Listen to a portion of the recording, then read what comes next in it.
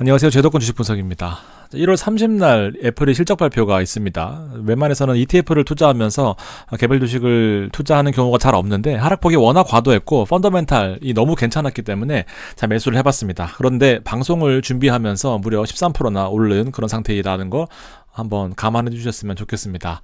자, 딥시크 때문에 나스닥이 난리가 났습니다. 엔비디아도 마찬가지고요. 그렇지만 애플은 갈 길을 간다라는 거죠. GPU와 상관없이 애플은 자체 생산하는 반도체를 바탕으로 GPU를 쓰지 않는 것에 대해서 독점적인 지위를 오히려 강화하는 데 더 도움이 됐다라는 판단입니다. 딥시크나 이미지 생성 프로그램 야누스는 애플에게는 남의 일이다라는 겁니다.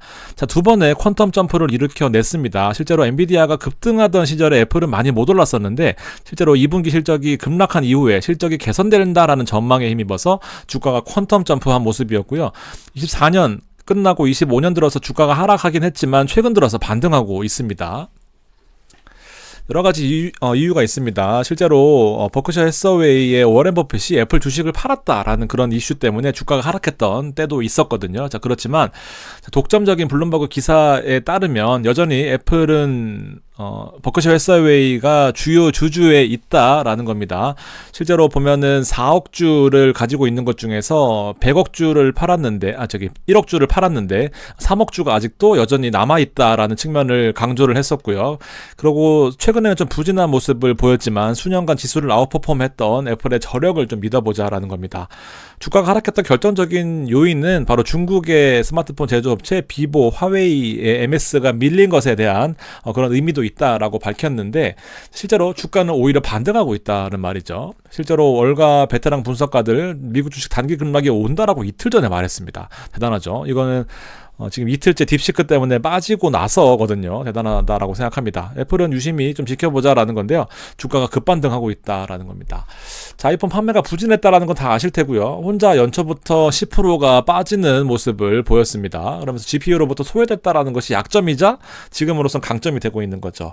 자, 고평가 논란도 있었습니다. 퍼가 38배거든요. 네, 엔비디아가 35배에서 자, 오늘 아침에 JP모건에서 죄송합니다. 모건 스탠리에서 32배로 떨어뜨리면서 주가 하락에 대한 전망치를 발표를 했습니다. 그리고 중국과의 경쟁이 늘 이슈가 되었다라는 건데 23년에 스마트폰의 점유율 중국 시장 내에서 비보가 17%였고요. 그 다음에 애플 화웨이였습니다. 자, 1년 만에 화웨이가 죄송합니다. 13%였어요. 아이 바보.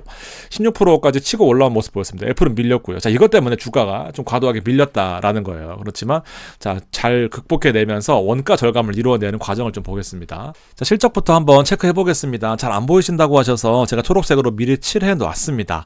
이번에 나올 실적 발표가 여기 있고요. 그다음에 이 추이를 보면은 24년 1분기부터 좀 보시는 게 좋을 것 같다라는 생각입니다. 실제로 EPS가 미국 주식의 재무제표 볼 때는 가장 중요합니다. EPS를 보게 되면은 한 주당 2.18달러를 벌어오다가 1.53으로 급락합니다. 이때가 바로 주식이 급락하던 때였고요.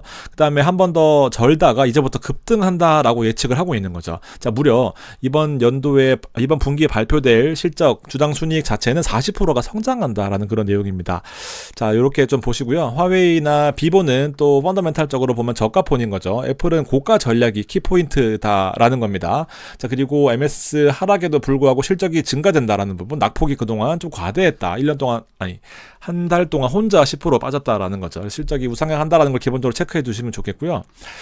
자, 순이익이 대폭 증가했다라는 내용은 명백한 팩트입니다. 자, 24년 12월 31일 날까지의 실적을 정리해 보면 앞서 보셨던 것처럼 주당 순이익은 40%가 증가하고요. 매출 역시 40%가 증가할 전망입니다. 자, 2498에서 35509까지 올라갑니다. 자, 물론 2분기에는 떨어질 확률도 있겠지만 연말 특수 효과를 바탕으로 늘 4분기에 또 늘어났던 이 시기를 감안하면은 4분기에 깜짝 서프라이즈 실적을 발표할 가능성이 매우 크다라는 겁니다. 그래서 단기적으로만 들어갈 거라서 저도 많은 금액을 투자하지는 않았습니다만 벌써 13%나 올랐습니다.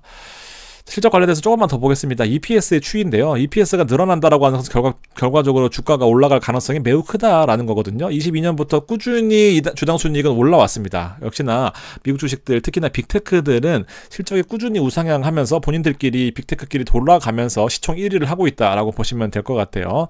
연간으로 매출 상승률 자체도 10%, 9%, 10%, 10% 성장하고 있으니까 자, 성장 자체는 우리가 여러 가지 데이터나 뉴스로 보는 것과는 달리 내부적으로는 잘 운영이 되고 있다라고 느껴도 될 만한 그런 데이터들이다라고 보여집니다.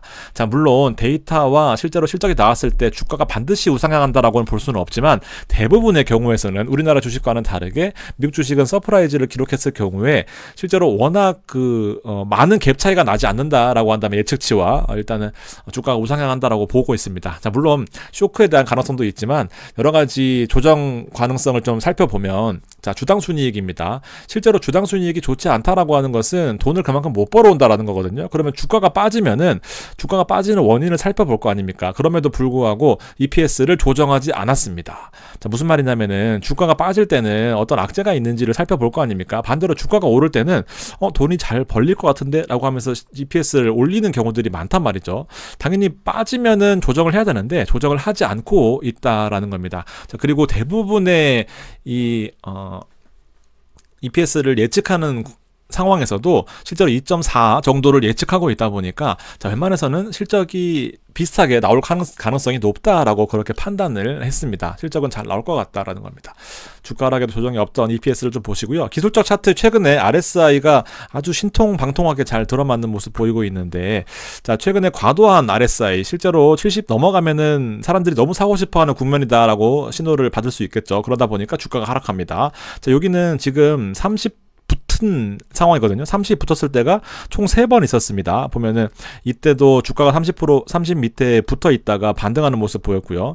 자, 과도하다 싶을 때마다 주가가 조금씩 조정받는 모습 보였습니다. 자, 그러면서 또 이렇게 하락 붙었을 때는 반등하는 모습 보였죠. 자, 큰 틀에서 완전히 맞다라고 보기는 어렵지만 최근 들어서 낙폭이 좀 과대한 부분에 있어서 이 RSI가 바닥에 찍었다 보니까 주가가 또 반등하는 또 그런 모습을 보여주고 있다라는 건데요.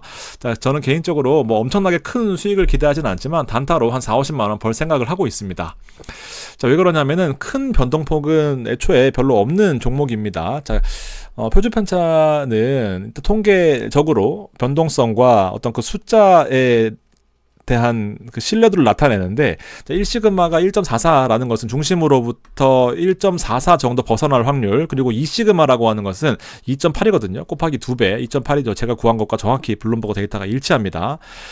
자, 2.8이라고 하는 데이터는 95%의 확률로, 자, 무려 여기까지네요. 95%의 확률로 2.8% 안에 다 움직인다라는 거죠. 2.8% 안에 다 움직인다라는 겁니다. 이 벗어나는 것은 간간히 나오는 3표준 편차인데요. 이건 99.7%의 확률로 여기 안에 다 있다라는 건데, 일단 이 시그마라고 하는 것도 아래 위로 95% 정도로 이 범위 안에 다 있다라는 거니까 실제로 엄청나게 많이 움직여도 5% 이상은 잘 안 움직이겠다라고 생각하고 있는 겁니다. 그래서 표준 편차를 바탕으로 해서 손실을 5% 이상 보면은 손절하고, 아니면은 위로는 좀 크게 보자라는 그런 생각을 가지고 매수를 했었습니다.